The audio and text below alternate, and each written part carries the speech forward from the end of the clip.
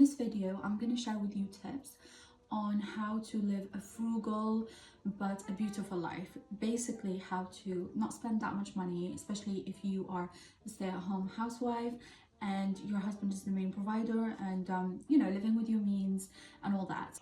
This coffee tastes so good. So I wrote this down because baby brain. Don't we have baby brains since I had this little man? Okay, so how to save money as a family of 5 but still live a good life, you know, enjoy your life and all that. Shop at Aldi, but only buy like fruits and veg to save money rather than shopping at Tesco's or Asda, these types of shops.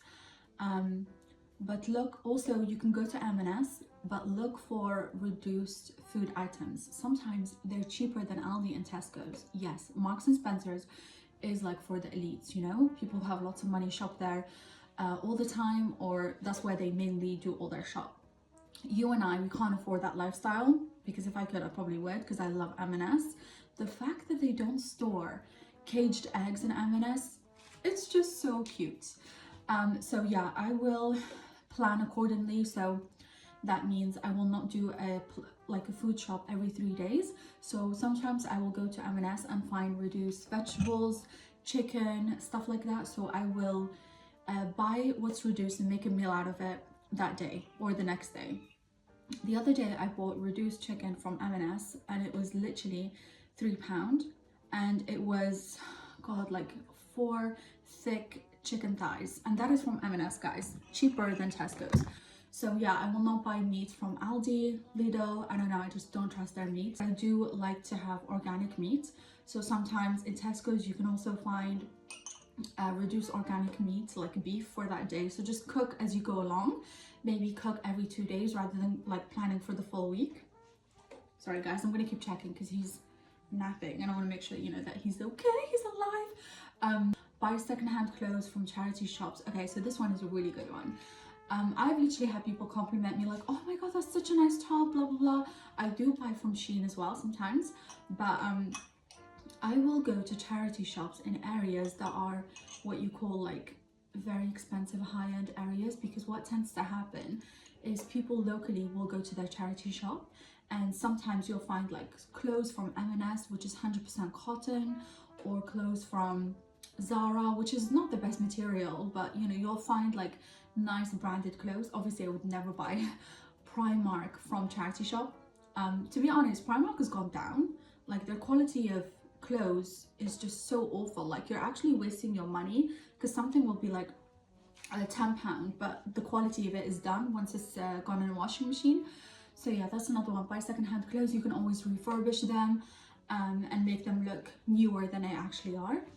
But also don't forget to go to high-end, if that makes sense. Like every place, like for example, I live in Wales, we have developed areas and non-developed areas. So go to areas that are like rich people live there, and you will find really nice quality clothes. Buy nappies that are non-branded. So this is a big one, especially if you've got a newborn like myself. I have 2 other children, so I used like one with my first, I bought Pampers, and Pampers are good nappies, but I found that actually if you are changing your baby's nappy whenever he has a wee, or you know, when it's full basically, and you do it properly, so the frilly bits on the nappies are kind of facing outwards rather than, you know, in, because they can leak that way, then it doesn't really matter. You know, I buy nappies from and wet wipes from Aldi. Saves me so much money. Okay, so this tip is for children. So if you have children like 9, 8, 5, 6, this ages, you need to entertain them, especially during the summer holidays and so on. So you can find free activities, guys. I love taking my children to gallery. So these are the free activities that you can take them to. You can take them to your local library, parks, museums. These are all free.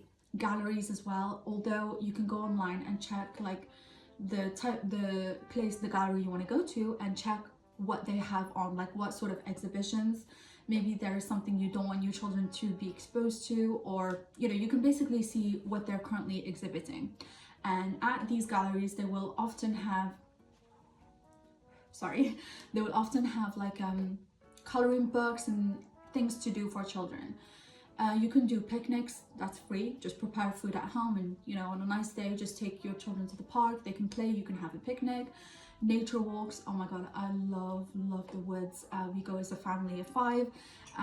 If they have bicycles, of course they can go for bike rides. Your children, you can just walk and be surrounded by nature.